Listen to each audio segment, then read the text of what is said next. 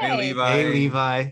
I only have 5 minutes with you, so I'm going to jump in, Yes. and I have one question that I think each of you could answer. And then I have a couple others if we get there. But in franchises like Umbrella Academy, sometimes the fans can be so invested in the characters, in the stories, in the trajectory of the characters, that when there are major shifts in that character's development or its storyline, you can get a lot of pushback.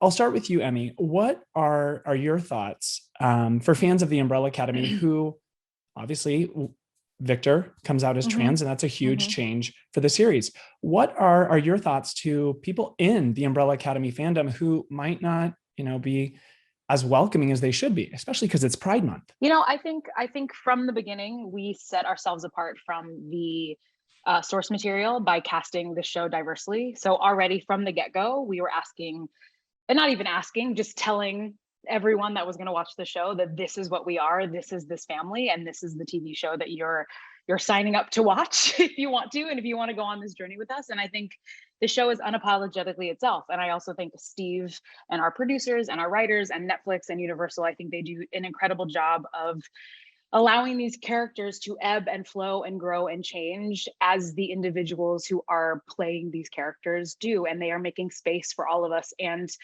are unapologetically going on these journeys. I think you've decided to cast a Black woman as Allison, and then you throw her into the 60s in Dallas, Texas. That's automatically going to change the narrative for the story. There's no way around that. And I think by just going there and doing it, I believe that the majority of the fans are on that journey with us. And I think it makes for more exciting television. I think it makes for better storytelling. And I also think it opens a much bigger door for people to be a part of this show, because we are telling so many different stories and I think so many different types of people from all over this world can see themselves in one, if not multiple versions of themselves in all of these characters. And David, I'll ask you the same question. What words would you have for fans who might push back on the inclusivity of transness or even just diversity in general, particularly this season? Change is good, and progression is normal. And some people usually are afraid of it because it's the unknown. But usually that's when really wonderful things happen. And so for someone who might watch the show and might feel like, oh, this isn't what I signed up for, then maybe the show ain't for you. And that's okay. You know what I mean? But we're doing our best to show that it's not about the label, it's about the human experience. And that's the most important part. And if you can relate to one character, then maybe that storyline eventually grows on you. But at the end, just know that what we did was something that we're really proud of, and we stand by it. I love that. And Justin, did you have anything to add to that?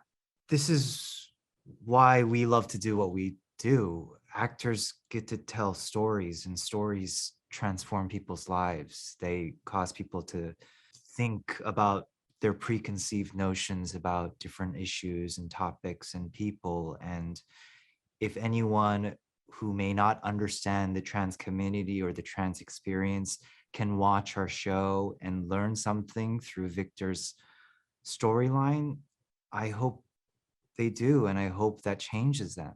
And I'm so happy we get to be a part of that process. Thank you very, very much for all of your very thoughtful comments, because I think that's a really important element of this entire series.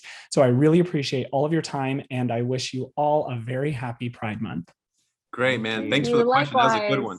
That was a good Pride. one, Levi. Good. Thank you.